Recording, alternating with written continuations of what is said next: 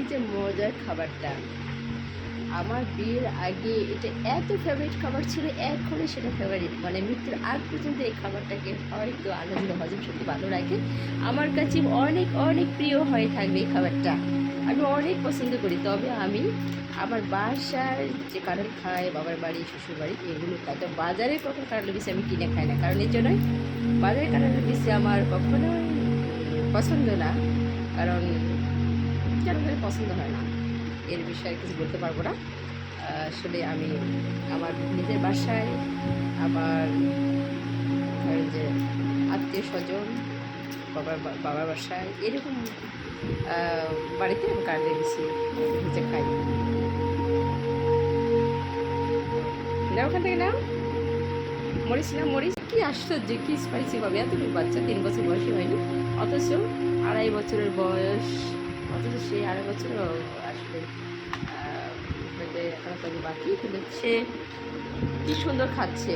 আর এই যে আমার নাতি মোদাবিল্লা, কাঁঠাল তো খায় না কাঁঠালে বেশিও খায় না। কাঁঠাল যদি আমরা বাসায় খাই, কাঁঠালের গন্ধে নাক ধরে দৌড় মারে দিকে, ওগুলো আমার বমি হচ্ছে বলবো, কিন্তু আপনি হবে যদি খাও তাহলে নিয়ে নাও। আসলে কি আর বলবো, এই যে আমি খাচ্ছি। তবে আজকে আমি কাঁচামরিচের পাকাটা খাইনি। ছোটো ভিডিওটা করতে দাও আমাকে, কেন এরকম করছো ভাইয়া? নিজে খাবে না, আমাদেরও নষ্ট করতেছো কেন? হ্যাঁ, ওরকম করবে না। এই যে ভিউয়ার্স, আমাদের কাঁচা মরিচের লবণ মরিচ এক কথায়, আমি কাঁচামরিচের পাকাটা পাইনি, ওটা অনেক মজার ছিল। আমার বাসা বর্তমানে নেই, তাই জন্য আমি কাঁচা মরিচটাকে স্পাইসিভাবে লবণ মরিচ করছি, আর কি এটা মজা লাগে, তবে ওইটা বেশি মজা। এই দেখুন খাচ্ছি এখন। নেন আপনারা খান, কে খাবেন, কে খাবেন, কে খাবেন? এই যে তুমি আসো না, তুমি আসো না, তুমি আসো না, দাঁড়া দাঁড়া দাঁড়া দাঁড়া, তোমার তো আবার, তুমি তো আবার গায়ে জামা দেও নাই, আমার ভিড় নষ্ট করো। আপু আসো না, এদিকে আসো না, একটু একটু একটু একটু একটু শোনা মনে দাঁড়া। আচ্ছা না, এখন এলাম প্রিয় ভিউয়ার্স, দেখিয়ে নিলাম। দেখুন আব্দুল্লাহ, তুমি দুষ্টামি করছো কেন? ভিডিও করছি না, তুমি এত শব্দ করলে হবে? বলো কি শুরু করছো? শুধু দুষ্টামি করে, আমাকে ভিডিও করতে দেয় না।